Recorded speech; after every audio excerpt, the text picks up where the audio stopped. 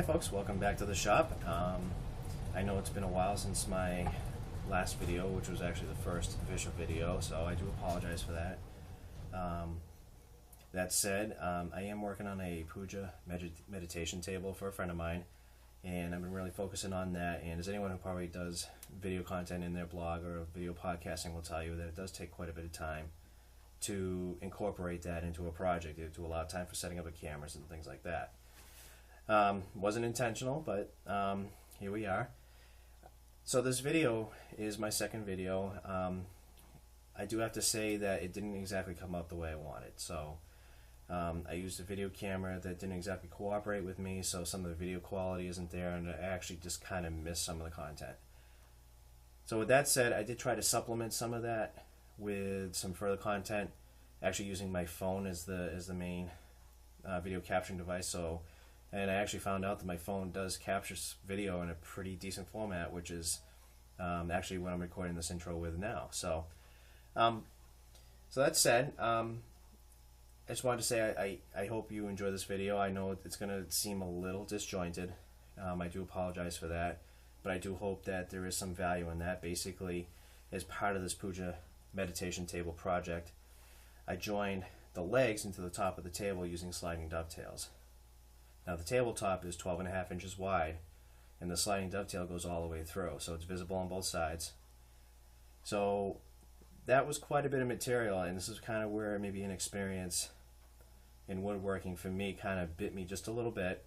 Not that it was impossible, but it took a little more effort than I kind of was anticipating. So hope you enjoy it, and thanks for watching. Take care.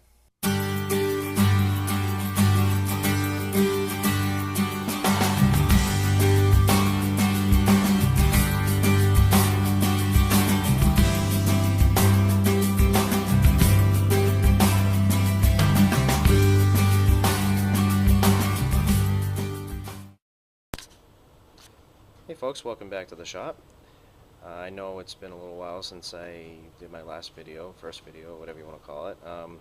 Even though I said I did want to do some more video content, but did want to get you guys up to speed on a project I'm working on. It's a puja meditation table for a friend of mine. I did write about it briefly in my last blog post. Just want to show you the joiner I'm using to put the legs into the top, and that would be a sliding dovetail. And that was the first one I've ever attempted, minus practice cuts, of course. Maybe a little bit of inexperience probably bit me a little bit here, where the tabletop is 12.5 inches wide, so it's probably a little bit, quite a bit of material to have to do a sliding dovetail into. But I am committed, as you can see here. I got one leg in, and with a little finagling I did get this one partially in, so I was just going to show you guys the technique I've been using to get that in there, because simply whacking on the mallet, while it was working to a point, it does get a little bit hung up at times. Plus, even with a dead blow mallet, it I was doing just a little bit of damage to the edges here. Now, one thing I will say is these sides here, I did make a little bit wider than the tabletop itself, and that was to plan for the need to clean up these edges once I got these things driven all the way home. So you'll see I have one of those cushion router mat type things here to help protect the tabletop as I'm working on it.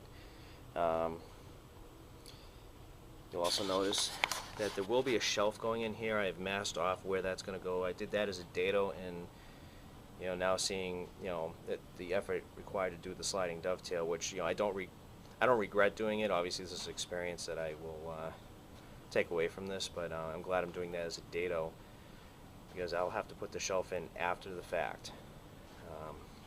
So in other words, what I'm going to be doing is pre-finishing this part, and then I'll finish the shelf separately, and then install the shelf as one of the final steps of this project.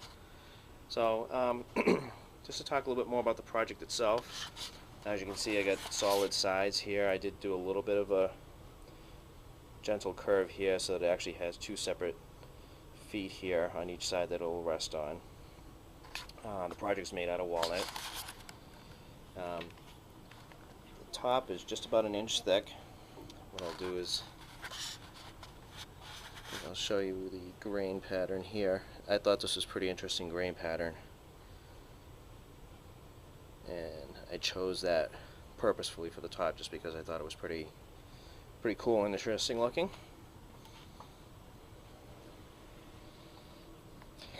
So a little bit about the sliding dovetail itself. So what happens here is, because I kind of anticipated a good amount of friction, you'll see here that this part of the dovetail, and this is true for the other side as well, I'm trying to get this camera to focus a little bit, is nice and crisp. As you'll notice as I go in, I relieved some of the material there, and that was for the purpose of having less friction as it traveled through the sliding dovetail.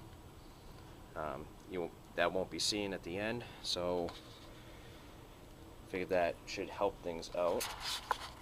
The other side here, you'll see it here, is that's also like the other side. It's nice and crisp, so that way when it comes through and meets up at the end here, it should be a nice, tight, good-looking fit. Now, because things were excuse me, because things were still hanging up a little bit, what I decided to do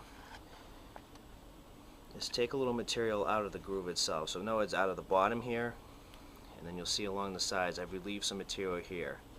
Again, that's not going to be seen, so I'm not overly concerned about it. The dovetail is a good mechanical strong joint, so it's going to be joined very tightly here and at the other end.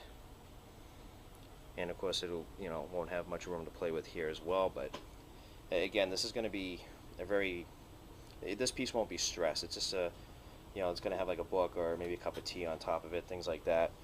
I don't expect the piece to be under a lot of stress. So with that said, let me get the camera set up, and we'll see if we can drive this dovetail the rest of the way home.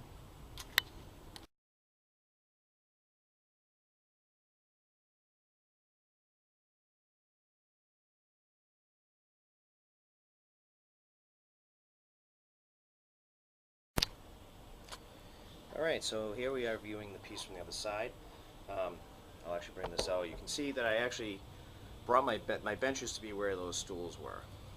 I actually brought it out and kind of made it almost like a little island setup. I've seen a lot of other folks do that, and I figured I'd give it a try. And I kind of like how you're able to walk around the bench to do things from different angles a little more easily. It's a little process, but it works, and so I've been going with it. Just basically, I guess I have to bring this out over the edge of the bench a little bit. Start tightening it up. I'm just gonna make sure you guys can actually see that. And what I'll do is once I tighten it up, I just slowly crank, and it helps me to slide this piece into place. You can probably hear that clicking. It's given a fair amount of resistance. Right now my shop is less humid than it was the other day. When it was more humid, it gave me a lot more resistance. So, something to pay attention to. It's also a great forearm workout, which I will be feeling very shortly, I'm sure.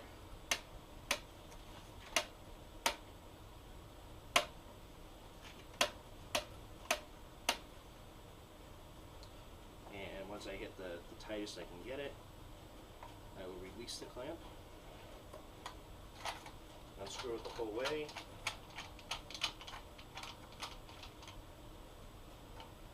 rinse and repeat. So again, it's time consuming, but it also saves kind of unneeded damage done to the end of the pieces. Hey folks, so unfortunately part of the video that I meant to capture did not come out, so what I wanted to do was just kind of explain how things ended up the way they did. So I'm using my phone for this, so I apologize ahead of time if there's any issues with the quality of the image, but here goes. So you remember that the material in the middle here, I had removed some material both on the dovetail and on the socket itself to help create less friction as things were traveling through. Now of course I left the two ends intact because they're both visible, and I obviously wanted those to be nice and tight fitting. So as things got to a point where the material was left intact, I went ahead and applied my glue to both the socket here and to the dovetail over here. Of course, once the glue is in place, that's when you want to work pretty quickly. So I went ahead, did the clamp process just like I did before. It got to the point where it was just about flush with here. Now you'll see I have a stop block set up. So what happens here is, if you remember, this side piece is a little bit wider than the tabletop itself, and again, that was on purpose. I planned it that way, so that way whatever cleanup I needed to do on these edges would make it so that I could clean up those edges and flush up the dovetail to the tabletop as kind of a one-step process. So what I did is I went ahead and put the clamp on one side here just like before, rested this piece up against the stop block. Now you'll notice that the stop block allows this dovetail to come through. So the other end of the clamp ended up right here. So as I was cranking down on it, and of course I made sure I clamped the far end over there so that the table wouldn't, flip up on me. As I cranked down, it allowed this dovetail to just come through on the other side, just a little bit proud. So again, I should have roughly equal